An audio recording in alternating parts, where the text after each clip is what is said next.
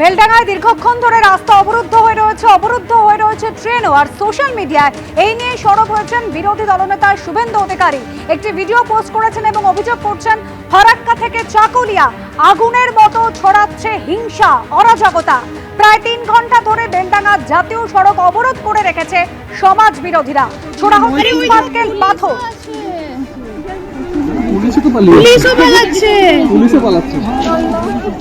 হ্যাঁ hello,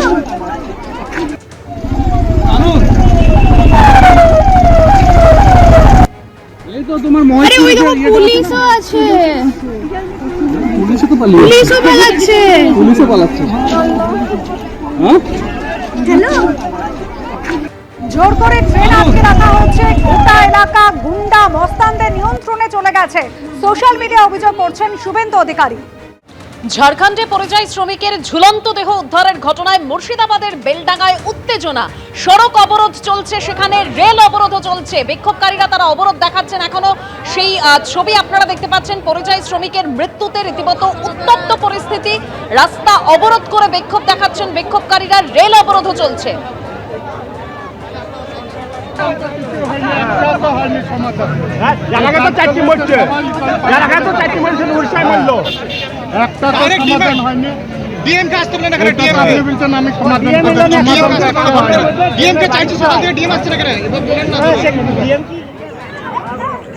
tyre জ্বালিয়ে বিক্ষোভ দেখানো হচ্ছে ঘন্টার পর ঘন্টা, অর্থাৎ সকাল 8টা থেকে এই অবরোধ বিক্ষোভ চলছে।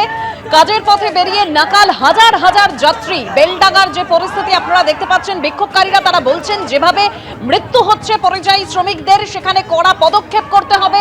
জেলা শাসককে আসতে হবে, প্রশাসনের শীর্ষ আধিকারিককে আসতে হবে, তা না হলে তারা এই অবরোধ বিক্ষোভ চালিয়ে যাবেন।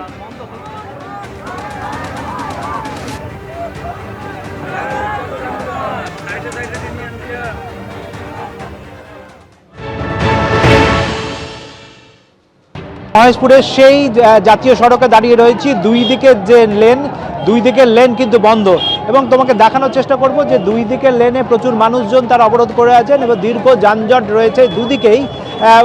একেবারে কলকাতাগামী এবং বহরমপুরগামী দুদিকের রাস্তা কিন্তু অবরোধ হয়ে রয়েছে এবং যানজট রয়েছে এই জায়গাটায়। এবং স্থানীয় মানুষজন যারা অবরোধ করেছেন তারা একটাই দাবি করছেন যে এই যে ঘটনা ঘটেছে সেই ঘটনার উপযুক্ত শাস্তি, যারা এই ঘটনা ঘটিয়েছেন তাদের দৃষ্টান্তমূলক শাস্তি, এবং যে ক্ষতিগ্রস্ত পরিবারের যে ক্ষতিপূরণের ব্যবস্থা এইটা নিশ্চিত করতে হবে। একের পর এক মুর্শিদাবাদ জেলার পরিযায়ী শ্রমিক বিভিন্ন রাজ্যে গিয়ে ভিন রাজ্যে গিয়ে আক্রান্ত হচ্ছেন। এর একটা হ্যস্ত করতে হবে। এবং অবরোধকারীদের একটাই বক্তব্য যে যেভাবে পরিযায়ী শ্রমিকদের মুর্শিদাবাদ থেকে বাইরে যাওয়া যে পরিযায়ী শ্রমিকদের উপর আক্রমণ করা হচ্ছে তার একবারে সুনির্দিষ্ট কোনো একটা ব্যবস্থা করতে হবে।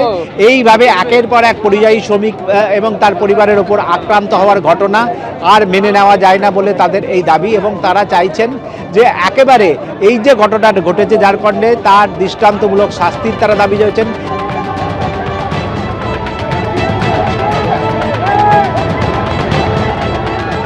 একেবারে পদস্থ পুলিশ আধিকারিক যারা রয়েছেন তারা স্থানীয় বাসিন্দাদের বেশ কয়েক ঘন্টা ধরে বোঝানোর চেষ্টা করছেন অবরোধ তুলে নেওয়ার জন্য, এবং সমস্ত রকম ব্যবস্থা করা হবে, তাদের দাবি মানা হবে। কিন্তু মানুষজন কিন্তু একেবারে এখনো পর্যন্ত অনড় রয়েছেন। তারা চাইছেন যে আরও উচ্চপদস্থ আধিকারিক বা প্রশাসনিক আধিকারিক তাদের এসে এই আশ্বাস না দিলে তারা এই অবরোধ তুলবেন না।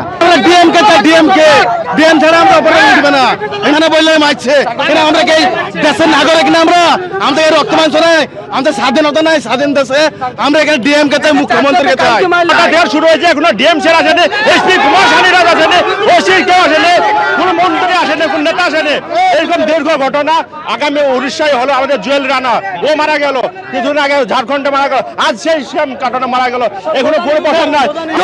মুখ্যমন্ত্রী এসে আমাদেরকে এখানটা আমাদের সিদ্ধান্ত লেখ, যারা যাদের বাড়ি লাশ মরে গেছে তাদের বাড়ি যাক, তাদের বাড়ি যেয়ে তাদের সহযোগিতা করুন। আন্দোলনকারীরা অনড় রয়েছেন যে সর্বোচ্চ যে আধিকারিক রয়েছেন, প্রশাসনিক আধিকারিক এবং সর্বোচ্চ জনপ্রতিনিধি যারা রয়েছেন তাদের যতক্ষণ না আসবেন ততক্ষণ এই তাদের আন্দোলন কিন্তু চলবে। এবিপি আনন্দ, এগিয়ে থাকে, এগিয়ে রাখে।